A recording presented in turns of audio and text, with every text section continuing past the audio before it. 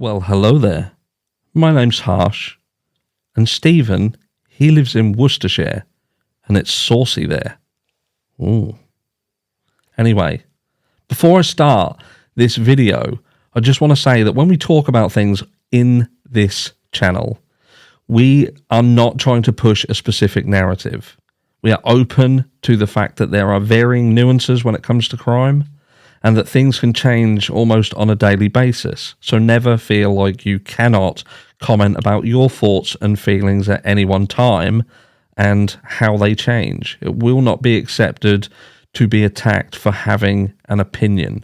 The only thing we don't like is bullying. But anyway, straight into the meat and potatoes. And today, we're going to be asking one of the biggest questions of all, and that is whether Bryan Kohberger is in fact... How can we say, is he being framed, or was he attempting to frame? And in effect, did that fall apart? So first of all, I know what people are thinking, and they're going to think, some people anyway, they're going to think, why would anybody frame Bryan Kohberger? Why would it happen? Why would this guy be framed? So first of all, in order to even accept that there's a slight possibility of that happening, we have to see whether there is a feasible reason for that to happen in the first place. And I think it's a fair assumption to say that in the Idaho 4 case, there is a valid reason that that could potentially happen. Has it happened in the past? Of course it has. Of course it has. Have people been protected in the past because of money? Have lies been covered? Of course they have. Have governments and industries been built upon money made in nefarious ways? Of course. Look, it happens. Some people don't want to admit to it or accept it, but it happens. But anyway, so in this specific case, what would the motive be for trying to frame somebody? Now, it could just be that the university there is the biggest provider of money into this area. And as soon as people start thinking that there is a lunatic in their midst, that starts to affect things. It starts to affect the flow of money. And the longer that goes on for, the bigger the impact. And nobody likes bad press. So it's in their interest to clear it up as quickly as possible. And it could be sort of argued, was this not cleared up soon enough, or was it cleared up too quickly? Now, that's another argument in itself. Now, what do we have? What do we know about Bryan? We know certainly that as the days go on, more and more pieces of information are being fed to the likes of Ashley Banfield and co., and it's painting Bryan Kohberger in a specific light. But I have questions with this, like this most recent situation regarding being fired from his position as a teaching assistant, a position that was required to enable him to go through his PhD. Now, we're hearing that part of the reason why he was let go was his behavior towards females. The fact that he was seemingly had sexist ideologies, perhaps. He was marking their work different, etc., etc. There'd been altercations, so on and so forth, and it eventually came to a head and he was let go in December. And I think to myself, what people are seemingly forgetting is that Bryan Kohberger was 28 years old. It wasn't like an 18-year-old. He was nearly 30 years old. And I think to myself, why is this only now coming out? Why haven't we heard an abundance of people on the internet, on media, where people want to get their 5 minutes of fame? And if people can, they will. We saw and I'm not saying she did it for that purpose, but the girl who'd met him on Tinder and went on this date, the tickly, people will come forward when they've got a story to tell. And I think to myself, if he was so bad and he had these ideologies, and there was such a problem with him within this role in such a small piece of time. He didn't get there till August, remember? So this isn't like this was... What I'm trying to get at is the problems seem to start when he entered this area. We've got nothing that goes back and back apart from other things that kind of, they balance the scale somewhat. We've got people saying that they didn't have a problem with him, that he was just chatty. We've covered this.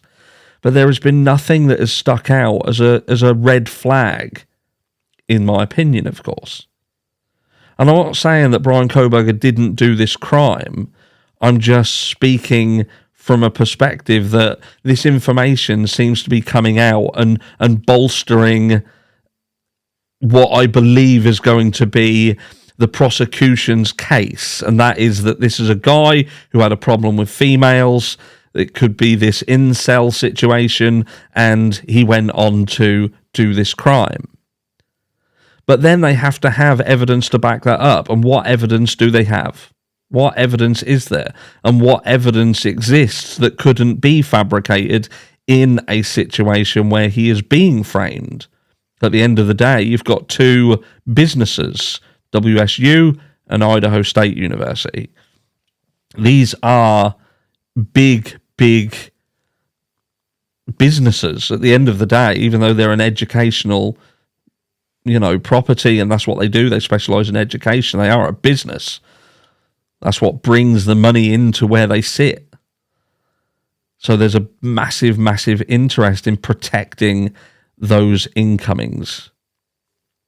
So look, is there a possibility that this guy is being framed, and how would that look like? It would bring into question the sheath situation.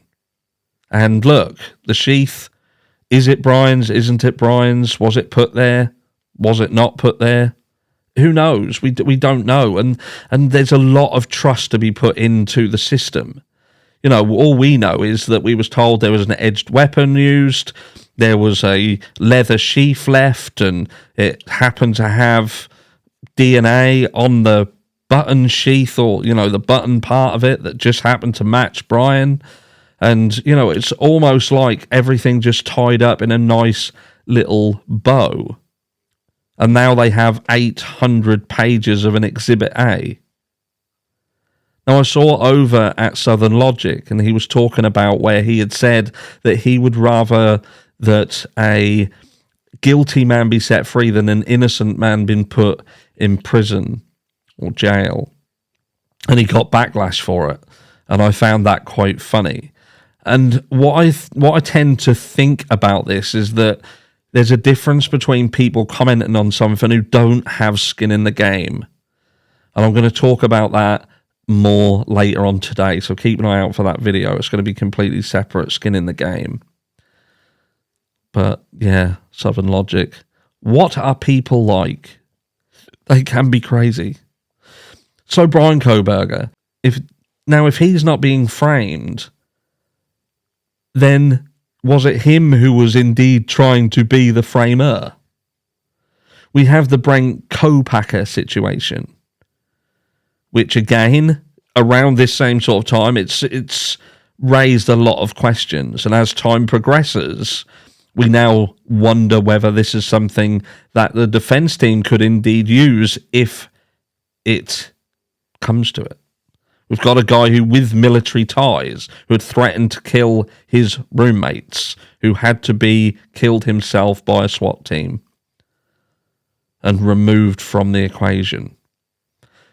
Would it not be a fair assumption that his and Kohberger's paths crossed at some point?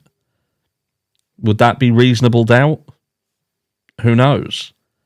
Was Bryan Kohberger leaving the sheath there to try and point the finger at someone that he knew was unhinged? Did he know that that would be the straw that broke the camel's back for Brent? Did Brent know that he was being set up by Bryan Kohberger?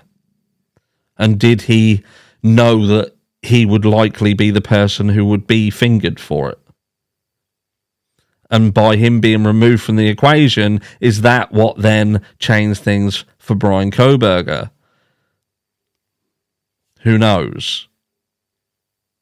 But you have to ask yourself, is Bryan Kohberger indeed being framed? Is this a business decision to put the public's mind at ease very, very quickly? We've got our man. Business as usual. Everyone's safe. It'll be interesting to find what true evidence they have. Maybe there's skin under the fingernails. That would be pretty damning. But would you trust that there's skin under the fingernails if they told you there was? Because I think that's the only thing that's going to sort this case out. DNA across the two properties, across the car, from victim to Bryan. That's what we need to see in this. And if we can't see that, and we don't see that, and there is not proof of that, and we're simply going by Sheath and the fact that he seemingly had sexist ideologies and was sacked from his job, and he frequented this area, and he just happened to be there that night, is that going to be enough to sell it to you? Because if that's all there is, sadly, I ain't buying it. I'll catch you all in the next one.